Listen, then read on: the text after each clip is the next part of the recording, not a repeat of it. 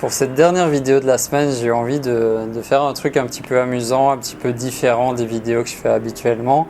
Je me suis dit ça pourrait être sympa en fait de pouvoir définir l'introversion en 5 minutes. Donc j'ai mon petit chrono ici sur mon téléphone.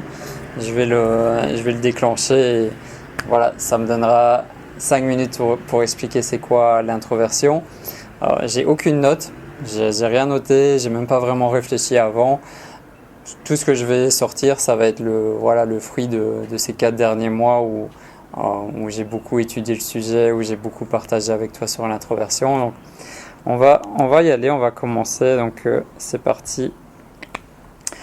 Alors, déjà l'introversion, quand on parle d'introverti, d'extraverti, la première définition qui revient, la définition qui revient le plus souvent, c'est qu'en fait, l'introverti, il va recharger ses batteries en étant seul, en étant dans son univers, dans son cocon, dans son chez lui, ou en tout cas au calme et dans le silence, il va se ressourcer comme ça.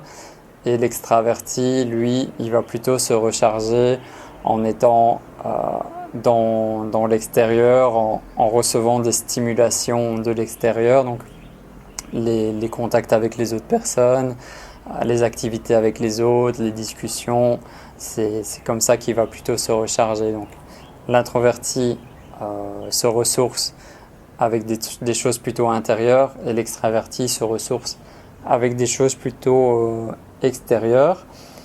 Il y a différents degrés d'introversion ou d'extraversion et chaque introverti va être un degré qui lui est propre, à un degré différent. Les extravertis, c'est pareil.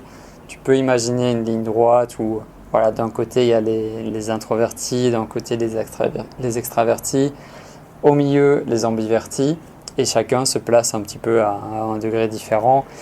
Moi je pense que je suis plutôt au niveau des introvertis extrêmes, même si il n'y aura jamais d'introvertis à 100% ni d'extravertis à 100%, mais voilà, en général, ceux qui vont vraiment être impactés par ça vont être assez proches de l'extrême, qu'ils soient introvertis ou extravertis. Les introvertis, c'est des personnes en général qui sont assez calmes, qui sont plutôt réservées.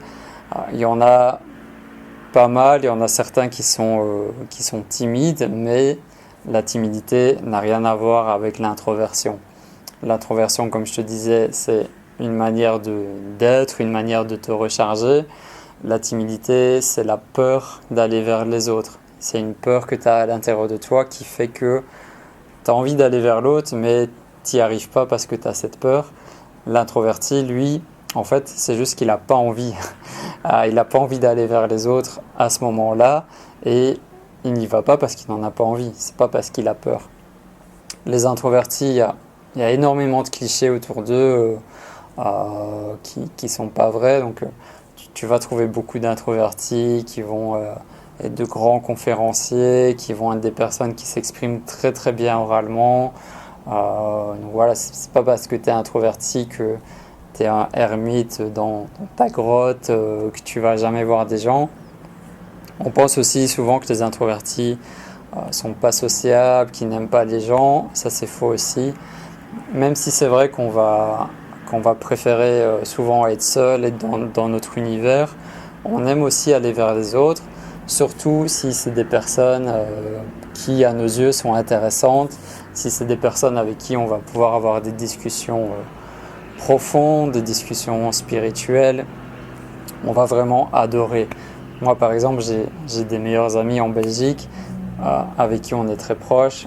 Quand on s'appelle, on peut parler pendant 1 heure, pendant 1 heure et demie. Le temps passe super vite parce qu'on a on a des affinités communes, on a des passions communes et on sait qu'on peut s'enrichir l'un l'autre à travers nos discussions. L'introverti, il va toujours privilégier la qualité à la quantité. Pour lui, la qualité est toujours plus importante. Donc c'est ça un peu qui me vient naturellement quand je pense à l'introversion. On va être beaucoup plus à l'aise aussi par tout ce qui est écriture, Donc on peut vraiment communiquer plus facilement à l'écrit souvent que oralement. Maintenant, c'est pas, voilà, ça touche pas tout le monde. Moi, par exemple, ça me pose aucun problème de faire des vidéos, d'être exposé, de parler. Maintenant, je sais que beaucoup d'introvertis vont pas forcément être à l'aise avec le fait de parler avec la caméra, mais pour beaucoup, quand tu commences à pratiquer, ça devient facile. Il y a beaucoup d'introvertis qui sont de grands entrepreneurs, euh, des entrepreneurs même très connus. Donc là, je ne suis pas là pour te citer des noms, mais voilà, tu peux vraiment réussir dans l'entrepreneuriat en étant introverti. Voilà, ça fait 5 minutes. Donc je vais m'arrêter là. J'espère que ce concept il t'a plu. J'ai vraiment essayé d'être spontané et de laisser sortir ce qui venait sur le moment par rapport à l'introversion. Tu me diras toutes les choses que j'ai oubliées dans les commentaires. Et voilà, passe un beau week-end, prends soin de toi, partage l'amour autour de toi. Et un petit appel à l'action, si tu as envie de nous rejoindre, on a un groupe privé qui s'appelle les introvertis rayonnants. Donc, tu peux venir sur le site internet vivreintroverti.com. C'est le premier lien dans la description et comme ça tu pourras accéder au groupe, tu pourras recevoir aussi quelques bonus comme une formation vidéo et un PDF. Donc voilà, bienvenue dans la tribu des introvertis rayonnants.